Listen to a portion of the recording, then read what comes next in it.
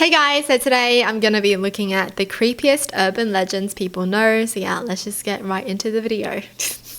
An old Japanese lady told me this story. If you have two mirrors facing each other, so the reflections make a tunnel, then you light a candle between them. If you look down the tunnel, you'll see a demon putting out the candle in the mirrors as it gets closer by jumping forward a reflection every time you look away. And if it gets to you, it grabs you and pulls you into the mirror to become a demon and pull the next victim in. So you replace the demon? Oh my gosh. I wonder who told this urban legend though. Like, I know some urban legends are told so it would like scare kids to prevent them from doing something. Is this to prevent kids from lighting candles so they don't burn their own house down or something? Or like, what is it? But hey, this one isn't that bad because if you don't do it, then nothing happens, right? I feel like the scariest ones would be like you driving home at night and then, you know, if you see like something behind you in the mirror, then that's scary. There's a Japanese ghost of a woman who wears a mask who approaches young children asking them if they thought she was beautiful. If the child answers yes, she removes her mask and asks again. This time her true nature is shown, having her mouth slit from ear to ear.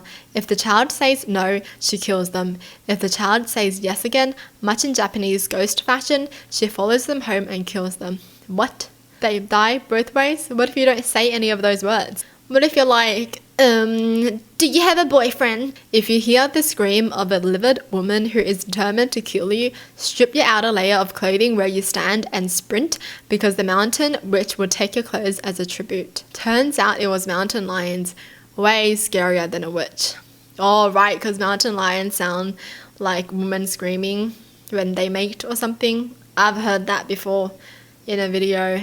That does sound like someone screaming. It's horrifying. My hometown is named for the freshwater springs that bubble up everywhere in the woods around town. Obviously, this was a perk for early people living there, and so the original settlers were surprised to see that the local avoided the area. They did this because they had a folk memory about a bad spirit that possessed members of the tribe, starting with children, and compelled them to enter into the springs and drown themselves. Wait, so that's what the urban legend is? Like the water is bubbling up because people are drowning? Our village has one called Bilas. Bilas? I don't know how to say it, sorry. What makes it creepy is that she isn't some obscure, unidentified being. People know women who are called Bilas. They have normal families and stuff, so she's literally living amongst you. She stalks people at night, feet turned backwards and stuff. She gets sick a day before someone in the vicinity is about to die, and then becomes very healthy the day they do die. She can turn into different creatures and attack you while you're alone. Then you will fall sick, and if she visits you in her human form while you are sick, you will die. And you can't refuse her coming in. Sounds silly, and it is, but it is still creepy. That's creepy as. So she's like a human in disguise, but she's a monster or something. Whoa! Totally sounds like someone could make a movie out of this though. Our traditional music has flutes and some forms of drums in it. It's said that people will often hear the music coming from the distance, but the flute will be missing. You're supposed to ignore it because that's the music of the dead or otherworldly beings. If you don't ignore it, then they'll notice you too. Oh my gosh, that's creepy. So like, because you don't ignore it, they'll think you're also dead. And if you're not dead, then they'll make you dead kind of thing.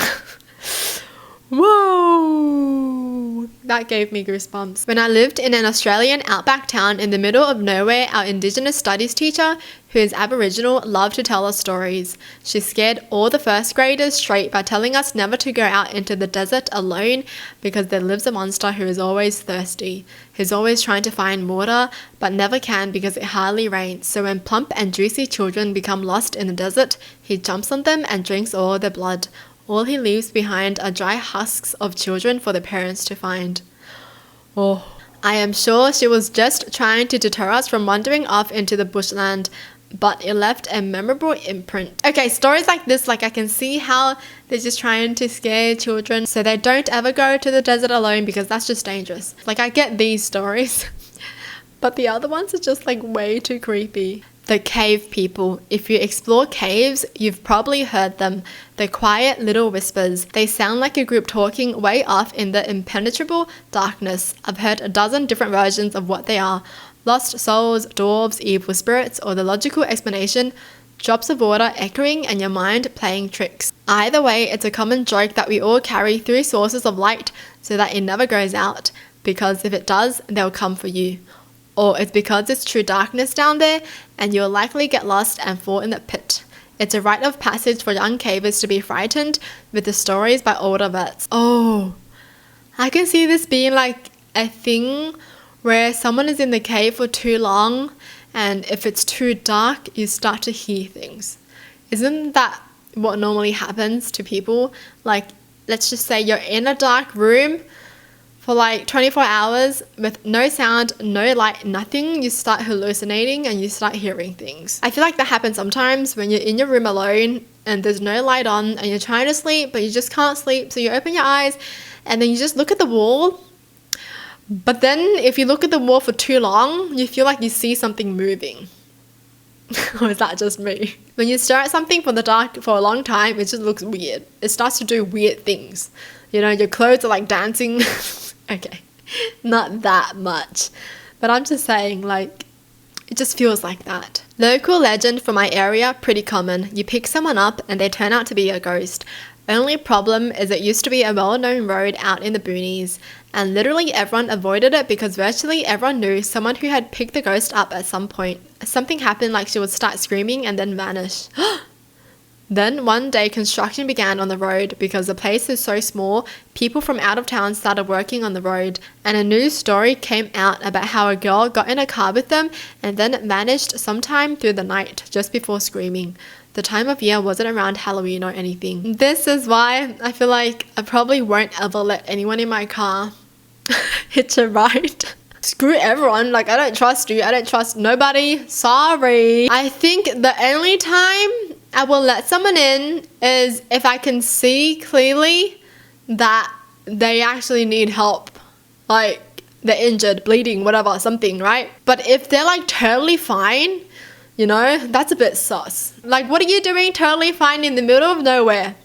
That's sus. But if they're injured and bleeding heavily, then yeah, because they won't have any intention to do anything bad if they're about to die. Now all these ghosts be like, oh, we better put on some fake blood on us now. Well, that's it for the video. Hope you guys enjoyed. Tell me in the comments down below what your thoughts are. And as always, thanks for watching. Hope you guys liked it, and I'll see you guys next time. Bye!